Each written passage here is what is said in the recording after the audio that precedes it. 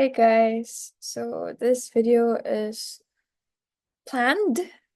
I have a structure to what I am going to say right now, but at the same time, I think it comes off as also like slightly unplanned because it just like this whole video idea came up in my head because of what happened to me recently or like earlier. I've been having friend drama, I've been having family drama, I've been having mental health problems wherein I would just want to isolate myself, and I feel like low key I am turning into a recluse, and that's not a good thing. And I've been overly glamorizing my reading, my sacred reading space, my sacred reading time or whatnot.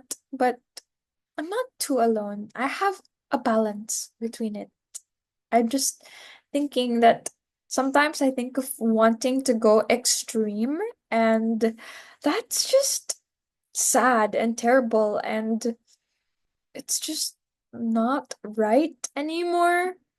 And I realized this in the book community as well as I was scrolling through reels that people tend to glamorize isolation for the sake of reading and pumping up their reading numbers. And who knows, maybe people do that because they want to be better than other people, or to seem like they're in the top 1 percentile of the world in terms of readership and being the smartest and being the most well-read. Because, well, I've also watched tons of booktube videos about this, and it's also a class thing that if you engage with high culture texts, or if you read more, or if you're well-read, then you're up there. You're privileged. You have the access to the education that led you to becoming that smart and that okay. And there's nothing wrong with that as well. But the fact that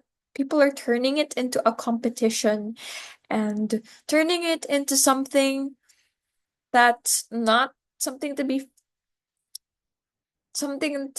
fun and enjoyed, and just something to be loved in a genuine way, into something that's completely not genuine anymore. And I think that's what people call performative reading, and I'm very turned off by that. And I'm trying not to be that either, because I as a reader want to be genuine about everything that I'm doing and not to be pretentious as much as possible. So, honesty and in reading, yeah. So, back to the topic. So, people overly glamorizing reading. There are good sides and bad sides to that. The good sides are that the voices of introverts in the world are heard, because back then, well, if you would talk to someone like, I don't know, let's say my grandma, she'd think that you're the most unfortunate person in the entire world just because you choose to eat in a restaurant alone. And she'll think, oh, poor you, you don't have friends. And that's what people would think from other generations. Poor them, they don't have friends. But it's okay to want to be alone. It's okay to be introverted, and they have their own superpowers. In the workplace, people choose extroverts over introverts because of their networking skills, and that's also tiring. So I'm glad that Bookstagram has this entire side wherein the voices of introverts are heard at least, and that you can show an extrovert or someone else with a completely different perspective and experience how they're actually feeling by these satirical reels of introverts overly glamorizing their reading over spending time with people. But it just reminded me of this time I went to a children's party of my cousin, and then I saw this table of kids that were 4 years old, 5 years old, and they were in one round table altogether, but they weren't even interacting with each other. Gen Alpha, that's so scary. They weren't interacting with each other.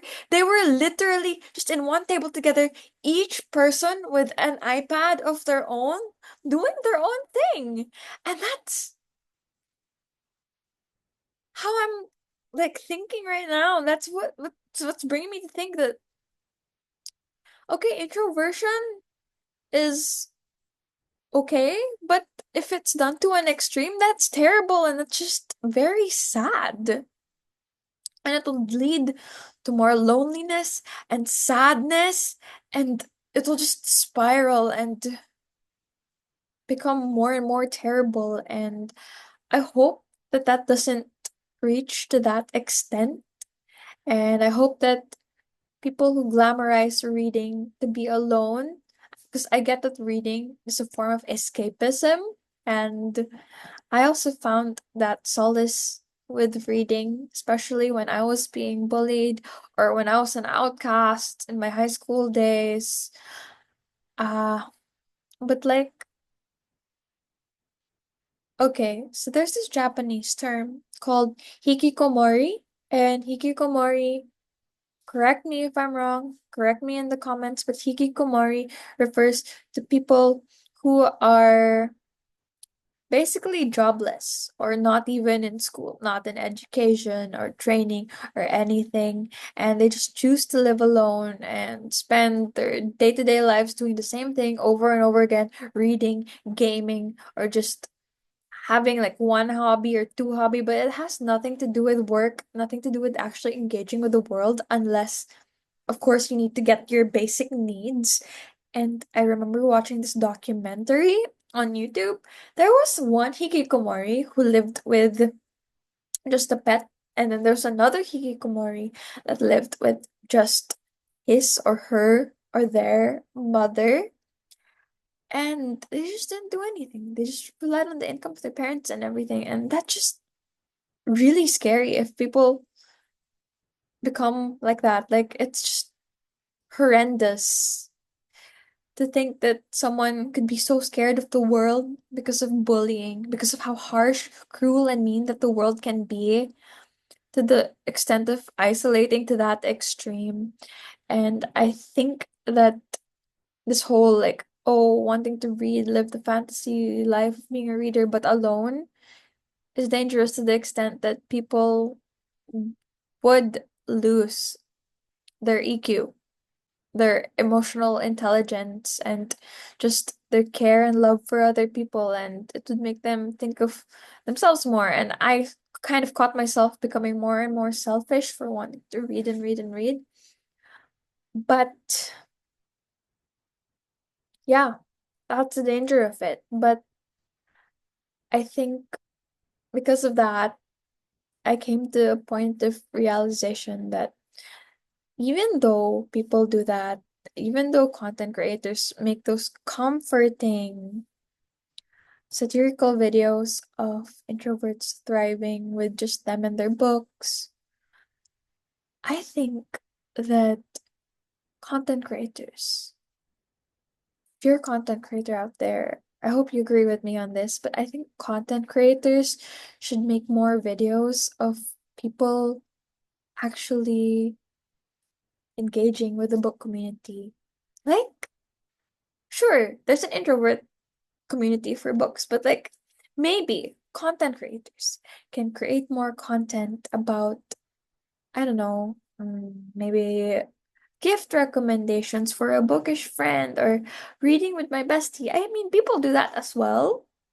But yeah, I think that there should be more, even more content about glamorizing books as a community kind of thing, as like I don't know, romanticizing my life with my book club instead of being alone and just not caring about the world and other people and other people's emotions. And yeah, let me know in the comments if you agree with my thoughts and my entire take on this, or if Bookstagram is actually inspiring readers more than pushing them into isolation. I would like to know and hear from you guys.